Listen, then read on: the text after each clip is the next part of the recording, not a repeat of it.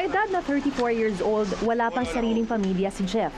Pero balang araw, ito raw ang pangarap para sa kanya ng kanyang ama. Pero dahil tila out of control na ang timbang ni Jeff na umaabot sa mahigit 400 pounds, nag-aalala na si Tatay Boy sa kalagayan ng kanyang anak.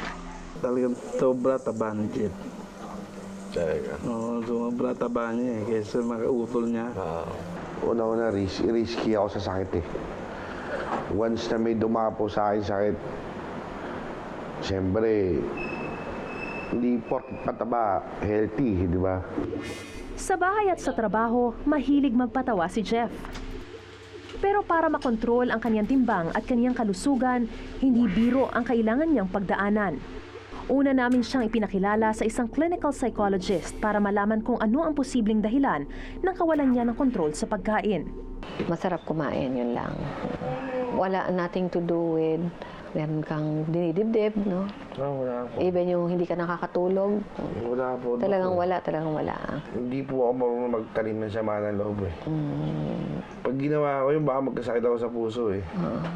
Inirekomenda ni Dr. May ang karagdagan pang counseling sessions para lubusang maunawaan ang tunay na nasa likod ng binge eating ni Jeff. In general, people don't tell you things outwardly on the first session. Sometimes it takes 3 or 4 sessions for them to open up. Bukod sa psychologist, kailangan din ni Jeff na pangmatagalang gagabay sa kanya para makontrol ang kanyang timbang at mabago ang kanyang lifestyle. Kaya naman, dinala namin si Jeff sa ilan pang mga eksperto mula sa isang kilalang wellness center. Iba't ibang pagsusuri ang ginawa kay Jeff para malaman ang nababagay na wellness program para sa kanya. Sa estado mo ngayon, Jeff, ikaw yung tinatawag nating morbidly obese na tao. Ibig sabihin, pag hindi natin kinontrol itong sobrang bigat ng iyong timbang, isa-isa lalabas yan, mga kondisyon na maaaring magdulot sa iyo ng mga karamdaman na pwedeng pangmatagalan or pwedeng mag-cause ng tinatawag nating premature death. Kung ito ba'y tatagal ng 6 na buwan, 1 taon, mahigit sa 1 taon, aalamin natin. Hindi tayo yung parang quick fix, no? Ipinakonsulta rin namin si Jeff sa isang nutritionist para matutunan niya ang tamang pagdidieta. Jogging in place. Kahit jogging in place lang, kaya. Naano ko yung tuhod ko, iniingatan ko baka siyempre sa bigat ko. Oo. Yun ang actually problema mo. Oo, hindi ko siya Hindi na kaya ng legs mo ang body. Yun. So simulan muna natin ang diet, ha? Sa kanilang pag-uusap, nalaman ni Chef Malu na isa sa nakapagpapalala ng paglobo ng timbang ni Jeff ang nakasanayang niyang hindi pagkain sa tamang oras. Pagpunta ko na ng office, ang kain ko doon mga 7 Ng gabi. ng gabi.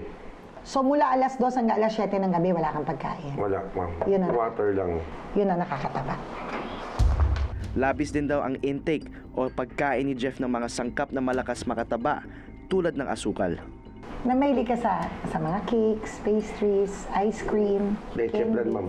Kadalasan yung kinakain natin, hindi nakakabusog, pero mataas ang calorie value. Para malaman ang ideal weight ni Jeff, sinukat ni Chef Malu ang kanyang body mass index o BMI. Ang BMI ay sukat na nagsasabi kung ang isang tao ay nasa tamang timbang para sa kanyang tangkad.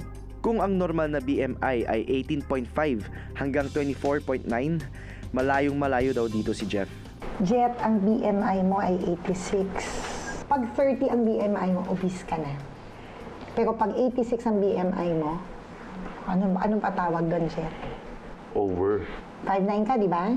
Lalaki ka. Ang timbang mo dapat 240. Kano po kaya kalaki yan, ma'am? Sana po, kung matutulungan niyo ako, ma'am. Sa inyo po, maniniwala ako. Liliit ka.